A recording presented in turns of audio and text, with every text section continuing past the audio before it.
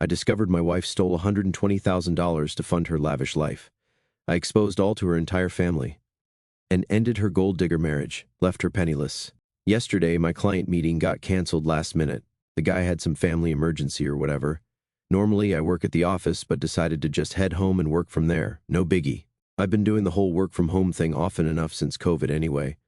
I didn't tell Patricia, my wife, 41, that I'd be home early because, well, why would I?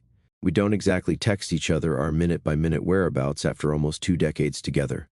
I got home around 1:30, parked in the garage, and came in through the side door. The house seemed empty, which wasn't surprising. Patricia usually goes to her Pilates class on Tuesdays, and Jessica, our daughter 16, should have been at school. Except I heard voices coming from the kitchen, teen girl voices. I figured Jessica must have come home early with friends. I was about to walk in and say hi when I heard my name. I stopped dead in my tracks. Jessica was telling her friends about how her mom has been stealing money from my accounts for years to fund her shopping addiction. Her exact words, and I'm not likely to forget them anytime soon, were that I was a clueless idiot who had no idea that my wife was basically robbing me blind. And they were all laughing about it, my own daughter laughing at what a clueless fool her dad is. I just stood there, frozen. I couldn't even process what I was hearing at first. My brain just refused to accept it. Then this wave of nausea hit me. It felt like someone had punched me right in the stomach. I had to steady myself against the wall. I didn't confront them. I couldn't. What was I supposed to say? Hey Jessica, super fun to hear you making fun of your dad behind his back. Please tell me more about how my wife is stealing from me. So, I quietly walked back to my home office, closed the door, and sat there staring at my computer screen for what felt like hours. Eventually I heard them leave, probably heading to the mall or whatever. Jessica obviously had no idea I was home. Once I knew the house was empty, I started digging. I opened up our online banking and holy hell, there it was. All of it, right in front of my face. This whole time, all these years, I've handled the big bills, mortgage, car payments, insurance, Jessica's school stuff. Patricia deals with groceries, household purchases, her personal expenses. We've always had joint accounts, but also separate accounts for personal spending. It seemed fair, adult, trusting. What a joke. Looking back at years of transactions, there's this pattern of money constantly moving from our joint account to her personal one. Small amounts, mostly $200 here, $350 there. Nothing that would set off major alarms. But when I really started adding it up, we're talking thousands every month, tens of thousands every year. And that doesn't even count the credit cards. I found 3 cards I didn't even know existed, all maxed out at like $15,000, all in my name somehow. The more I dug, the more obvious the red flags became. All those packages constantly arriving, her vague answers about where things came from, the way she'd get defensive if I asked about a purchase, the mysterious girls, weekends that seemed to involve a lot of shopping bags coming home, her insistence on handling the mail, all those times she said things were on sale or practically free. Sitting there, scrolling through years of financial betrayal, I started getting this weird detached feeling, like I was watching a movie about some other poor schmuck's life falling apart. Not mine. It couldn't be mine.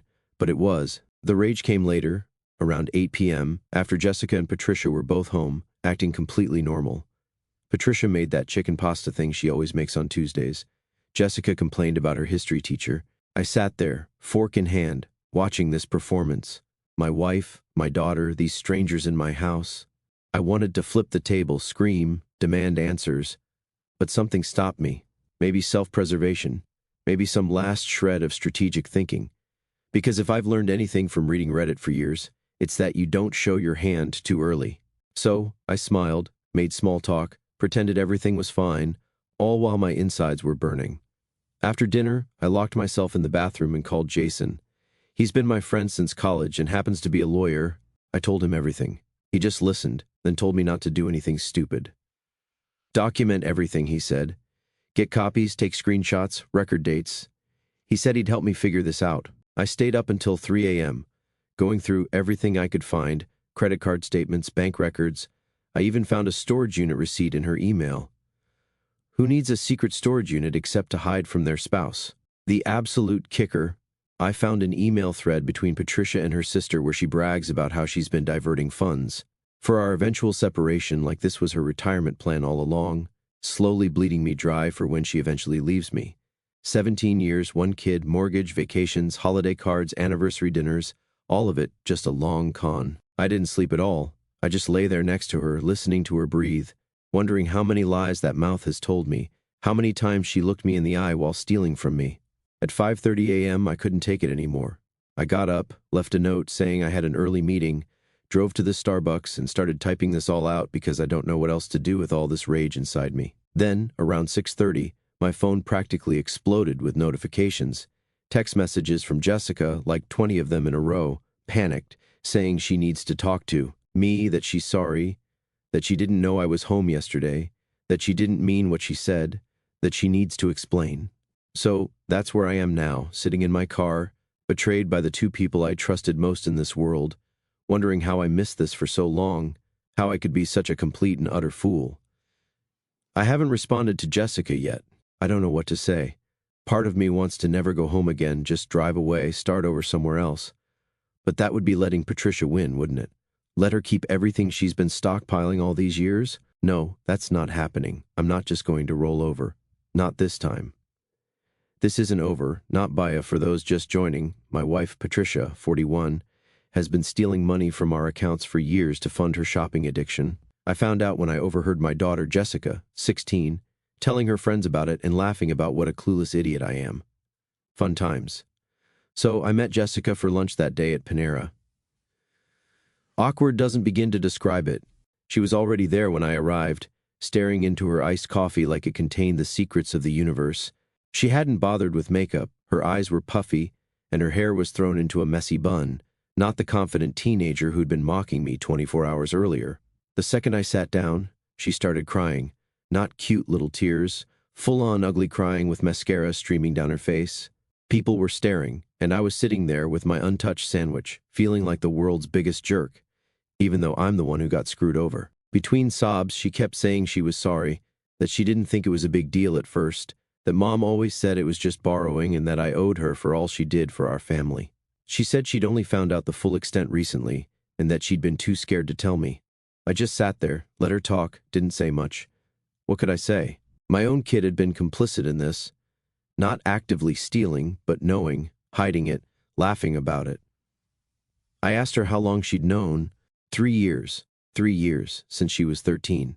She said she first noticed when Patricia told her to grab something from her purse, and she saw all these credit cards with my name on them. When she asked about it, Patricia fed her some nonsense about how I was terrible with money and she was protecting our future. By the end of lunch, I had this weird mix of emotions, pissed at Jessica for keeping this from me, but also, I don't know, protective. She's still my kid, still just 16, and Patricia had clearly manipulated her, used her, made her complicit. I told Jessica I needed her to be honest with me going forward. No more secrets, no more taking sides. She promised, eyes still red and puffy. She seemed sincere, but who the hell knows anymore? Trust isn't exactly my strong suit these days. When we got home, Patricia was acting completely normal, making dinner, asking about our days. The absolute nerve of this woman. I played along, smiled, made small talk, all while mentally calculating exactly how much she'd stolen from me over the years. That night, while Patricia was asleep, Jessica slipped me a USB drive. She said she'd been secretly taking photos of receipts, shopping bags, and credit card statements her mom had left around. She said she'd started doing it a few months ago when she realized how bad things were getting. She called it her just-in-case folder. My 16-year-old daughter had better financial sense than me. The irony wasn't lost. I spent the next day setting things in motion. I called my bank at 8:37 a.m. and explained the situation to this poor customer service rep named Kevin, who definitely wasn't paid enough to deal with my marital drama. I got all my accounts flagged for suspicious activity, changed all my passwords, and set up two-factor authentication on everything. Then I called in sick to work. I couldn't focus anyway, and spent the day documenting every single transaction going back 7 years. The numbers were worse than I thought, way worse. $73,458. That's how much Patricia has diverted from our accounts over the years, not counting the maxed-out credit cards, $47,235, not counting the mysterious cash withdrawals I can't trace. We're talking 6 figures here, people, 6 figures. And what did she spend it on? I found the storage unit and convinced the manager I'd lost my key. Technically true, since I never had one to begin with. Inside, shopping bags, boxes, tags still on everything. Clothes, shoes, purses, electronics still in original packaging, jewelry. It was like a department store. She hadn't even used half this stuff. Just bought it, hid it, moved on to the next thing. I called Jason again and spent 2 hours going through options. He wasn't just being my friend anymore, this was full lawyer mode. We talked about divorce proceedings, asset protection, evidence collection. He told me to record everything, legal in our state, single-party consent. By day 3, I had a plan. I opened a new checking account at a different bank, just in my name, and started moving money. Not all at once, Patricia would notice that, but gradually, enough to protect myself without setting off alarm bells. I changed the direct deposit info for my paychecks and set up automatic transfers for the mortgage and essential bills. I left just enough in our joint account to seem normal. Then I set the trap. I opened a new joint account, moved $112,000 into it, and made sure Patricia got the notification email. I left the login info accidentally visible on my browser history and mentioned casually at dinner that I'd gotten a small bonus at work. I watched her eyes light up.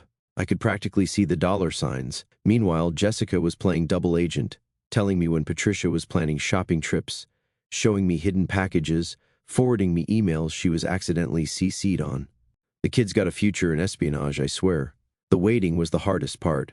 4 days of pretending everything was normal, making breakfast, watching Netflix together, sleeping next to her, all while knowing what she was doing, what she'd been doing for years. Patricia kept dropping these little hints about wanting to update her wardrobe, or how her friend just got the cutest new bag, testing the waters, seeing if I'd offer to pay. I just nodded, smiled, said things like, "Whatever makes you happy, honey." The acting should have earned me an Oscar, seriously. Then yesterday happened. A notification from the bank, $8,500 transferred from our new joint account to her personal account while I was at work. No discussion, no heads up, nothing. She took the bait, right on schedule. I called Jason immediately and set everything in motion. He's coming over tomorrow morning with the papers, all the documentation, all the evidence, everything. Tonight at dinner, I suggested we have her parents over tomorrow. Kyle and Jennifer haven't been by in a while, I said. It would be nice to catch up. Patricia agreed immediately, even offered to make her famous lasagna, the one she makes when she wants to butter everyone up. Little does she know, this isn't going to be a friendly family dinner. This is going to be her reckoning. Jessica knows what's happening. I gave her the option to stay at her friend's house. She refused, said she wants to be there, said she's done covering for her mom. The kid's got more backbone than I realized. So, that's where we stand. $12 in cash hidden in my sock drawer. Emergency escape fund. Pathetic, I know. Evidence organized. Lawyer on standby. In-laws invited. Trap sprung. Tomorrow, Patricia's world comes crashing down, and I'd be lying if I said I wasn't looking forward to it. So, the confrontation. Where do I even begin? That morning was surreal. I woke up at 5:13 a.m., despite having slept maybe 3 hours total. Patricia was still asleep, face mask on, completely oblivious to the storm heading her way. The cognitive dissonance was wild, watching her sleep there peacefully, while I had folders of evidence documenting her theft on my laptop. Jason, my lawyer friend, arrived at 10:30 a.m. We sat at the kitchen table, reviewing everything one last time while Patricia was out grocery shopping, aka probably buying more crap to hide. Jessica helped us organize the evidence into this really clear timeline. The kid's got serious spreadsheet skills, way better than her old man. Kyle and Jennifer, Patricia's parents, arrived around 4 p.m. They brought wine, like this was just some normal family dinner. Patricia hugged them, all smiles, lasagna already in the oven. The normalcy was the creepiest part, like watching someone dig their own grave while humming a happy tune. Jessica was quiet, kept fidgeting with her Apple Watch, wouldn't make eye contact with her mom. Patricia didn't seem to notice, too busy playing perfect hostess. We did the whole small talk thing through appetizers, weather, Kyle's recent knee surgery, Jennifer's book club drama, all while I'm sitting there holding nuclear bombs in manila folders under the table. My stomach was in knots, not from nerves, from rage. Every smile Patricia gave, every laugh, every casual touch on my arm, all felt like fresh slaps to the face. Finally, as Patricia was serving lasagna, I said we needed to discuss something important before we ate. I put the folders on the table. The room got quiet real fast. I started simple, told them I'd recently discovered some financial discrepancies in our accounts. Patricia immediately got this look. Not guilt, not fear, annoyance, like I was bringing up something trivial and inconvenient. That's when I knew this was going to be worse than I thought. I opened the first folder and showed them the bank statements, the credit card bills, the transfers, the storage unit receipts, the photos Jessica had taken, Everything laid out in chronological order. Kyle started turning this weird shade of red. Jennifer kept saying, "Oh my God," under her breath. Jessica stared at her plate. Patricia just sat there, completely still, like she was waiting for me to finish so she could explain it all away. When I finished presenting the evidence, it took about 20 minutes. The silence was deafening. Then Patricia did something I didn't expect. She laughed, actually laughed, and said I was making a big deal out of nothing, that every wife borrows from the family finances, that I was too controlling with money, that she deserved nice things after everything she did for our family. Kyle lost it, started yelling about how they didn't raise her to be a thief. Jennifer was crying silently. Jessica just kept saying, "Mom, stop lying," over and over, getting louder each time. Patricia's story kept changing. First it was just borrowing. Then it was that I owed her for being a stay-at-home mom when Jessica was little, 15 years ago. Then it was that she had a medical condition that made her shop, never mentioned before in 17 years. Then it was my fault for not noticing sooner. Ah, yes, my fault she stole from me. The whole time, she kept looking at Jessica like she'd been betrayed, called her ungrateful, called her a daddy's girl, said they'd had a special agreement that Jessica had no business sharing. That's when Jessica lost it. She pulled out her phone and played a voice memo from 3 days ago. Patricia talking to her sister about the emergency cash she'd hidden at her brother Travis's house, about her exit strategy, about how she was planning to cash out next year when Jessica went to college. Patricia lunged for the phone. Jennifer grabbed her arm. Kyle stood up so fast his chair fell backward, and I just sat there, weirdly calm, watching my marriage officially burn to the ground. Then I played my trump card. I told Patricia I'd already moved most of our money to accounts she couldn't access, that I'd consulted a lawyer, that I'd documented everything, that her little $8,500 transfer yesterday was the final nail in her coffin. Her face, God, I wish I'd taken a picture. Pure shock, then rage, then this calculating look I'd never seen before. She stormed upstairs. All of us just sat in awkward silence. She came down 10 minutes later with a suitcase, said she was going to her brother's, that I'd regret this, that she'd get what she deserved in the divorce. As she was leaving, I said one last thing. I'd already called her credit card companies, reported fraud, frozen the accounts. Her face crumpled. That's when it hit her. She had no access to money anymore, not mine anyway. After she left, Kyle and Jennifer stayed, both crying, both apologizing, both saying they had no idea. Kyle kept saying he'd pay me back, which was awkward. I told them this wasn't their fault, that they didn't need to make amends for their adult daughter's choices. The next few days were a blur. I changed the locks, legally questionable, but Jason said it was fine given the circumstances. Patricia kept texting, alternating between threats and desperate pleas. Jessica was weirdly calm, said she felt relieved that everything was out in the open. A week later, Patricia's brother Travis showed up. I thought he was there to yell at me, but turns out he wanted to return some of the stuff Patricia had stashed at his place. He said he'd found boxes of unused makeup, clothes with tags, jewelry, easily several $1,000s worth. He said he had no idea where it all came from until now, that he couldn't in good conscience keep it. That was unexpected. I guess not everyone in Patricia's family sucks. It's been 2 weeks now. Divorce papers are filed. Patricia's living with her sister. Jessica decided to stay with me. She's in therapy. Turns out, being your mom's confidant in financial crimes messes with your head.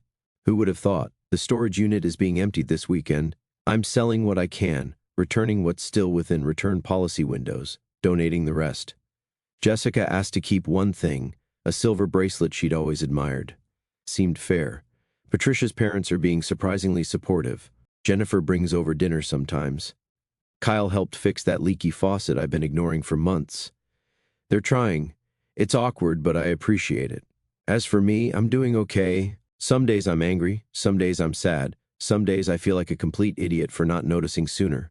I deleted my Facebook after getting tired of people asking what happened to all our happy family photos. I started a budget spreadsheet that would make our personal finance proud.